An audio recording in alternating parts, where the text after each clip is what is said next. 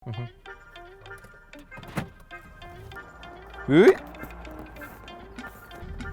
Мынаны естіп отырсыздар ма? Бензинді шелектеп ішетін қозғалтқыштарға құмар болған. Мына қорғаныш қалпағының өзі қандай. Иә?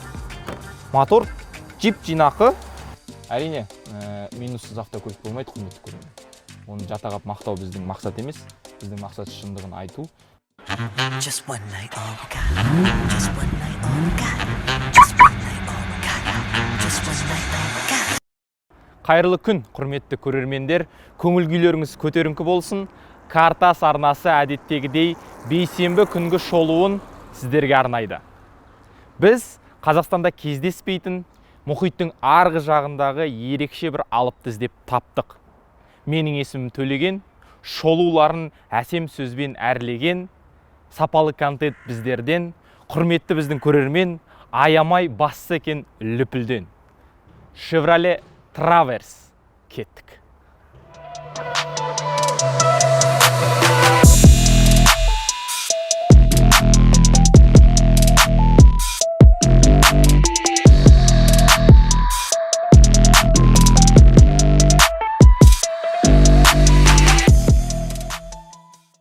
Шолуымызды әдеттегенше Chevrolet Traverse жалпы кімге ұқсайды, неге ұқсайдыдан бастаймыз. Тәкенің пікірінше бұл бір алып гипопотамға ұқсайды.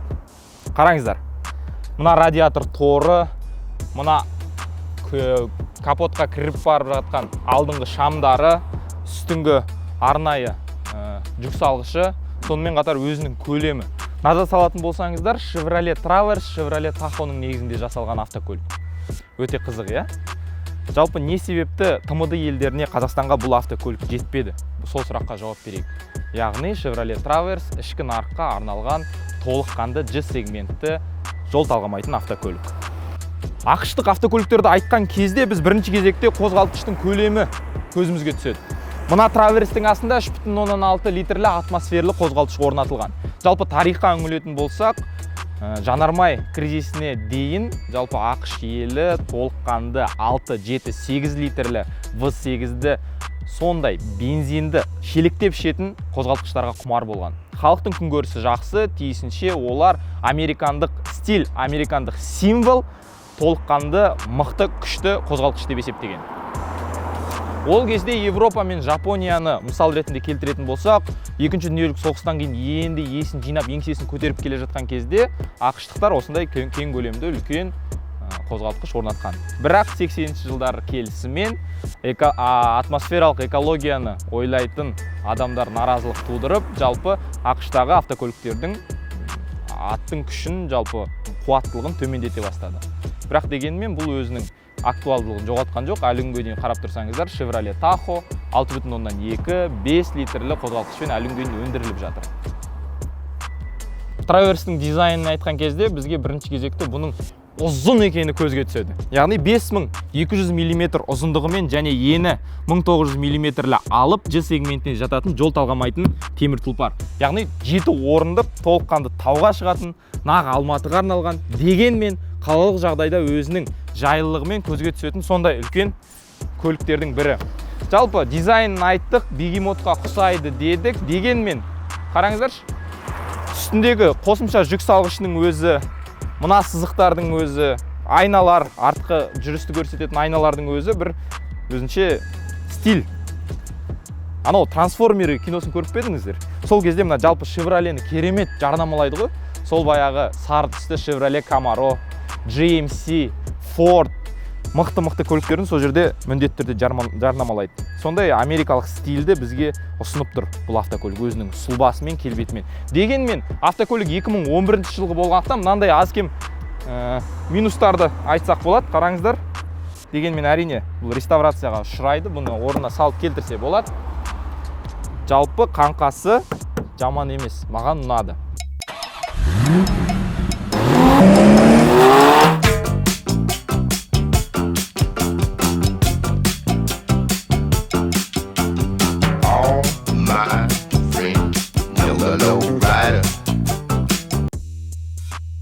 Traverse таза отбасылық көлік. Жалпы жүк салғышының, артқы жүк салғышының көлемі артқы орындықтар орында тұрған кезде 600 литрді құрайды. Ал егер артқы орындықтарды бүйтіп жатқызатын болсақ, толыққанды 2000 литр. Сонымен қоса, мына алдыңғы 4-ші және 3-ші орындықтарда жиналатынын естеріңізге саламын. Яғни бұл толыққанды жүк салатын, ауылға барып қой таситын бөлік қой.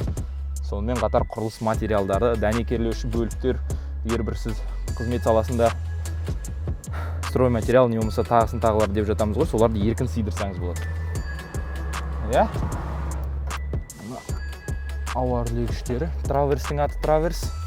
Бұл көлікті шолу жасаған сайын маған ұнап келе жатыр. Жалпы ішкі дизайн бойынша Chevrolet, мен осы күнге дейін көрген Chevrolet'нің ішінде Chevrolet Cruze, Chevrolet Malibu сынды біздің панель баптауларды көрсететін экранымыз соған ұқсайды. Негізі бұның басты идеясы негізі Chevrolet Corvette'ден алынған. Яғни бізде тахометр тұрады, жылдамдықты көрсетіп тұрады, сонымен қосалқы баптаулар жанында орналасқан. Бұл май, қысым, жалпы жанармайдың көрсеткіші деген сияқты. Дегенмен енді менің бір назым, менің айтатын бір минусым, қараңыздар. Мынаны естіп отырсыздар ма? Барлығы жеңіл пластмассадан жасалған сияқты. Көрдіңіздер ма? Дауысы қалай шығады. Енді дегенмен бұл да таңдауға байланысты ғой. Кімге қалай ұнайды. Мен үшін мысалға бұндай дыбыс енді шама қызық әсер береді. Дегенмен бұл автокөлік Армениядан алып келгендіктен өзінің құнын біршама жоғалтып отыр. Дегенмен сіздерге айта кетейін, құрметті көрермендер, Қазақстанда бұл бірден бір жалғыз траверс. Бәлкім біз оларды білмейтін шығармыз. Дегенмен әлеуметтік желілерде сатуға жалпы қойылған траверстар кемде кем. Әрине іздеу керек, олар бар, кезінде сол жылдары алып келінді, кіргізілді Қазақстанға. Дегенмен біздің қолымыздағы нақты траверс жайлы ақпарат осы. Ауа үрлегіштері, мультимедиа, бір қызығы мультимедиа сенсорлы екен. Барынша қарапайым. Міне, сенсорды қабылдап тұр. Өзіндік стилі бар. Жел баптаулары, пеш, барлығы міне осы жерде. Маған бір ұнағаны, құрметті көрермендер, жалпы траверстің ішінде биік отырасыз. Орындықты көрдіңіздер ма? Яғни маған жолым көрініп отыр толықтай, астымызда не бар? Биік көлік болғандықтан бұл енді заңдылық деп ойлаймын. Дегенмен траверстің орындықтары ыңғайлы, маған өзіме ұнады. Әрине, декорды, дизайнды айттым, рөлі біршама жіңішке, мультируль бар. Сонымен жағдай осы ішкі интерьер бойынша. Арт жағын айттық, кең, маған ұнады, көлемі шынымен таңғалдырады. 5 метр, 5-те 200 метр болуының өзінің бірден бір себебі осы шығар. 3 орындықты, 3 қатарды сыйдыру қиын ғой. Қозғалтқыш, капоттың астында не бар? Қараңыздар, капоттың астын өзі американдықтар барынша жинақы қылып істепті. Мына қорғаныш қалпағының өзі қандай. Иә? Мотор джип жинақы 3-те 6 литрлі көлемді қозғалтқыштан бұндай бір ішінде үлкен алпауыт цилиндр тұрған шығар деп ойласам, кішкентай ғана осындай жинақы қозғалтқыш тұр екен. Жалпы бұның стандарттарға сай келетін болсақ, бұл Euro 4, себебі 2011 жылы шыққан. Ай шама келсе 98 құю керек, әрине. Бірақ дегенмен біздің 92-ні де жей береді менің ойымша. Жалпы капот бойынша осы. Алдынан қарағанда капотының өзі қысқа ғана, қараңыздаршы. Бар болғаны міне мынандай ғана. Тәке өз бағасын берді, тәкеге Chevrolet Traverse ұнады. Әрине, минуссыз автокөлік болмайды, құрметті көрермен. Оны жатағап мақтау біздің мақсат емес, біздің мақсат шындығын айту. Айтып отырмын, 9 жылдық көлікте міне шынымен рулевая рейкасында біршама аз кем қиындықтар бар екен. Толыққанды бұрған кезде біршама бір өзіндік дабыстарын шығарады. Оны ауыстыру қиын емес, әрине. Көбіне айтады, американдық автокөліктер бір сондай ебедейсіз жанармайды шелектеп ішеді деген сондай бір пікір қалыптасқан да. Мүлде олай емес. Әрбір көліктің ебін табатын болсаңыз, әрбір көліктің тілін табатын болсаңыз, ол міндетті түрде сізге уайымдамай қызмет етеді. Сондықтан осында ескерген жөн, құрметті ағайын. Әлеуметтік желіде, интернетте оқи берсеңіз, түрлі пікір бар. Бастысы жүрек қалауыңызды таңдап, автокөлікті сатып алуға барған кезде үңіліп қарап жүрегіңіздің таңдауын естуді ұмытпаңыз. Айтпақшы, Картасы Алматы Instagram парақшасында біз автокөлік сатумен және автокөлікті несиеге берумен айналысамыз. Кіріп, қарап, өзіңіз ұнатқан автокөлікті тиімді бағамен алсаңыз болады. Түрлі опцияларға бай ақштық автокөліктің танымы жалпы осы. Chevrolet Traverse бүгін бізде қонақта болған. Құрметті көрермен, лүпіл басып, арнаға жазылып, әлеуметтік желі арқылы таратуды ұмытпаңыздар. Барынша бізбен бірге болыңыздар. Алдағы уақытта біз әлі жарқ етеміз, ант етеміз. Келесі бейсенбіде кездескенше, құрметті көрермен. Сау саламатта болайық.